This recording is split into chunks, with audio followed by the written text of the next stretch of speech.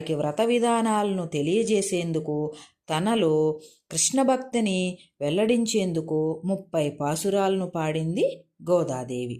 అవే ధనుర్మాసంలో ప్రతి వైష్ణవ భక్తుని ఇంట్లోనూ వినిపించే తిరుప్పావై. ఇలా సాగుతున్న గోదాదేవి ప్రేమకు ఆ కృష్ణుడు లొంగక తప్పలేదండోయ్.